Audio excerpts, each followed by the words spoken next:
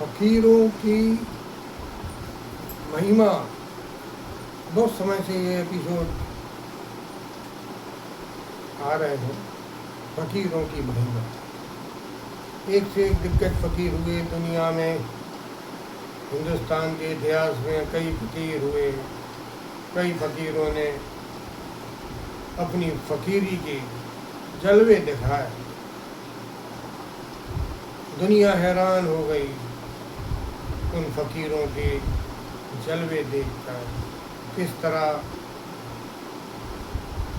अपने रूह से कनेक्ट, रूह से एक होकर परमात्मा से, खुदा से किस तरह वो एक बने रहे और निकल गए दुनिया से। कोई चिंता नहीं, किसी प्रकार के कोई शौक नहीं करे उन्होंने। कोई रुपया नहीं, पैसा नहीं, धन दौलत कुछ नहीं चाहिए था। ऐशो आराम, महल हवेलियाँ कुछ नहीं ली उन्होंने। जंगलों में पड़े रहे, कुटियों में पड़े रहे, झोपड़ियों में बने रहे झोपड़ियों में, मगर कभी अपनी रूह की सत्ता जो परमात्मा से एक होकर मिली थी उसका कभी नाजायज फायदा नहीं उठाया, गलत इस्तेमाल नहीं किया कभी। उस खुदा से एक बने रहे, जुड़े रहे परमात्मा से और आत्मा के आनंद में, रूहानी आनंद में डूबे रहे, मस्त रहे, अलमस्त बने रहे। इन्हीं फकीरों की फहरिस्त में एक नाम और आता है सुकरात का। सुकरात ज्ञानी, अव्वल नंबर का ज्ञानी महापुरुष था वो। बड़ा सादगी भरा जीवन, शांतिपूर्ण जीवन, कोई ऐब नहीं, कोई ऐशो आराम का शौक नहीं किया, बस सादगी से रहना। शादीशुदा थे, पत्नी थी, जैनित पत्नी थी। एक बार सुकरात के मित्र ने भविष्यवक्ता, डेल्फी के भविष्यवक्ता से पूछा कि क्या संसार में सुकरात से बड़ा कोई ज्ञानी है? उस भविष्यवक्ता ने कहा था कि संसार में सुकरात के बराबर कोई ज्ञानी नहीं है। जब सुकरात को ये बात पता पड़ी तो सुकरात को बड़ा आश्चर्य हुआ, क्योंकि सुकरात अपने आप को ज्ञानी मानते ही नहीं थे। उनकी एक बहुत अच्छी आदत थी, एक बहुत अच्छा स्वभाव में था ये, वो साफ बोलते थे। मुझे ये पता है, मैं जानता हूँ कि मैं कुछ नहीं जानता। मैं जानता हूँ कि मैं कुछ नहीं जानता। और इसमें वो मस्त रहते थे। उनके बारे में कहा गया है कि एक बार उनकी पत्नी जरा उग्र स्वभाव की थी। उग्र स्वभाव की होने के कारण उनके घर में जो भी आते थे लोग विषय लेके, आत्मा के, रूह के बारे में, खुदा के बारे में, तो कुछ विषय पे बात चल रही थी। कुछ लोग बैठे हुए थे, बातें हो रही थी। उनकी पत्नी आई जैनित और आके जोर जोर से बोलने लगी उनको, खूब जोर जोर से बोलने लगी, ऊंची ऊंची आवाज़ में बोलने लगी। सुकरात शांत बने रहे, बहुत शांत बने रहे। कोई उग्रता नहीं उनके ऊपर, मुस्कुराते रहे, लोगों को बताते रहे। पत्नी को और गुस्सा आ गया। पत्नी को गुस्सा आया तो बहुत जम के उसको गुस्सा आया जब, तो उसने क्या किया, घड़ा जो रखा हुआ था, भरा हुआ घड़ा, वो घड़ा उड़ेल दिया सुकरात के ऊपर, निकल गए। फिर भी सुकरात शांत बने रहे और मुस्कुराकर अपने आदमियों से, जो लोग वहाँ विषय लेके आए थे, बैठे थे, बातचीत हो रही थी, उनसे कहने लगे कि जब गरज इतनी जोर से हुई थी तो बारिश तो होना ही। गरज जब इतने जोरदार हुई तो बारिश तो होना ही थी। और मुस्कुरा देना, इतने शांत थे। एक बार क्या हुआ कि सुकरात बाजार घूमने गए। तमाम चीजें देखी बाजार में, दुकानों में, और उनके साथ जो लोग थे जो बाजार गए हुए थे वो सुकरात के आगे पीछे थे। तो सुकरात बोले, इस बाजार में मेरे लायक तो कुछ भी नहीं है, क्योंकि बहुत सा सामान था, बड़ा बड़ा सामान था, ऐशो आराम का सामान था। लेकिन सुकरात कहने लगे, मेरे हिसाब का तो कोई सामान नहीं है यहाँ। मुझे जीने के लिए, जीवन यापन करने के लिए जिस सामान की ज़रूरत होती है वो सामान तो आप लोग खुद ही दे जाते हो।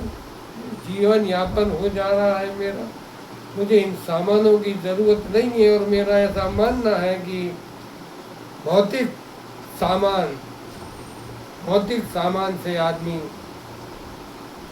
बुद्धि मारी जाती है। इसलिए भौतिक सामानों का मेरे लिए कोई उपयोग नहीं है। मेरे जीवन में शांति सब कुछ।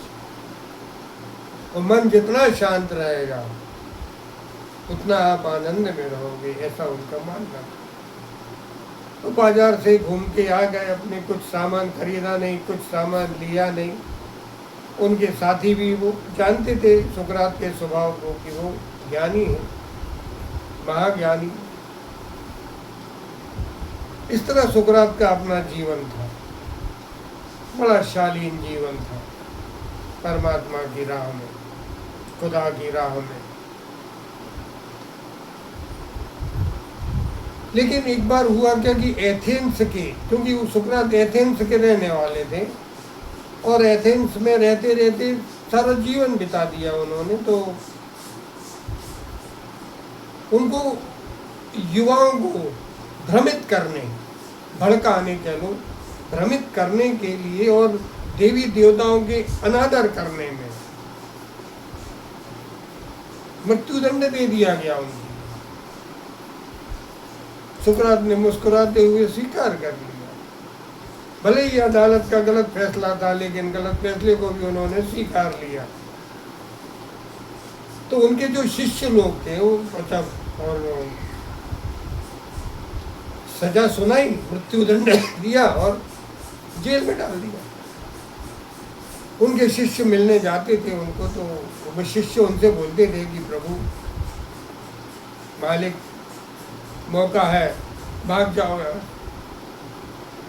सुकरात मुस्कुराते हुए कहते थे, नहीं, भाग के जाएंगे कहाँ।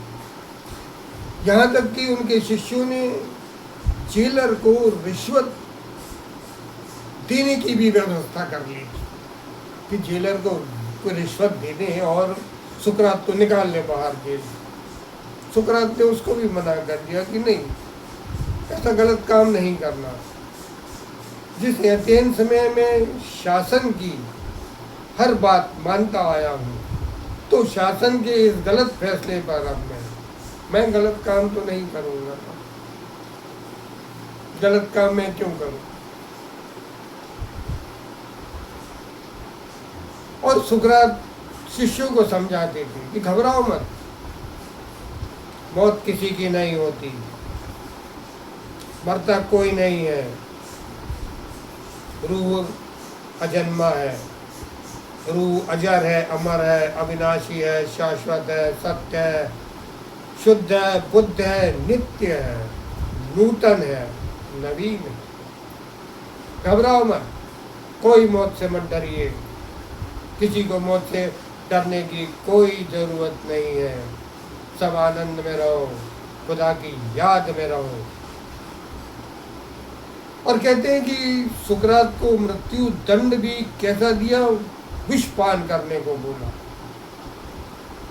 विष बनाने वाले को बुलवाया गया, बड़ा महान, वो भी विषैला व्यक्ति था, बड़ा महान था, जिसने विष बनाया और विष बनाकर फिक्स किया मुकर्रर किया दिन कि किस दिन सुकरात को विष देना है। उसको हेमलॉक कहा गया है, हेमलॉक विष। तो बाकायदा विष बनाया, वो विष ऐसा बनाया कि सुकरात को ज़्यादा समय ना लगे और सुकरात मौत की नींद सो जाए। तो वो हेमलॉक विष की व्यवस्था की गई, दिन मुकर्रर किया, जेलर के साथ और सिपाही, पुलिस, तमाम प्रकार की व्यवस्था, तमाम प्रकार की शासनिक प्रशासनिक व्यवस्थाओं के बीच में सुकरात के लिए हेमलॉक दिया गया। शिष्य रो रहे थे, सुकरात के सारे शिष्य रो रहे थे, क्योंकि सुकरात जैसा ज्ञानी फिर उनको नहीं मिलेगा। तो वो शिष्य रो रहे थे, तो सुकरात मुस्कुरा रहे थे, कहने लगे रोते क्यों हो, मैं थोड़ी मर रहा हूँ, मरेगा तो एक शरीर मरेगा, देह मरेगा, मैं तो अजन्मा हूँ, अजर हूँ, अमर हूँ, मुझे थोड़ी मरना, तुम लोग क्यों रो रहे हो। फिर भी शिष्य तो शिष्य, मोहब्बत हो गई थी अपने गुरु से। वो गुरु थे, सबके गुरु थे सुकरात। और सुकरात को विष दिया गया।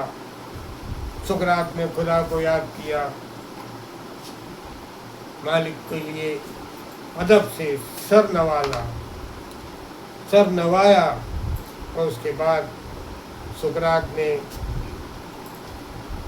विष पी लिया। विष पीने के बाद ही कुछ समय बाद, कुछ ही क्षणों बाद सुकरात गिर पड़े, बेहोश हो गए। और इतिहास बताता है कि उसके बाद सुकरात की मौत हो गई। लेकिन सुकरात ने जो बता गए, सुकरात जो अपने शिष्यों को बता गए, ज्ञान जो दे गए, रूहानी ज्ञान, रूहानी इल्म जो होता है, रूहानी इल्म जो दे गए थे, शिष्य रोते रोते। फिर सुकरात का अंतिम संस्कार किया गया व्यवस्थापूर्ण, सब शिष्यों ने मिलकर। और सुकरात की जीवन लीला यहाँ समाप्त हो गई। सुकरात अपने खुदा की याद में, खुदा की राह में खुदा से एक हो गए, मिल गए, चले गए। ऐसे थे सुकरात महाज्ञानी। ये इतिहास में फ़कीर, ऐसे ऐसे फ़कीर हुए, उसमें एक फ़कीर सुकरात भी थे, जिनके बारे में आज हमने आपको बताया। ऐसा था वो सुकरात।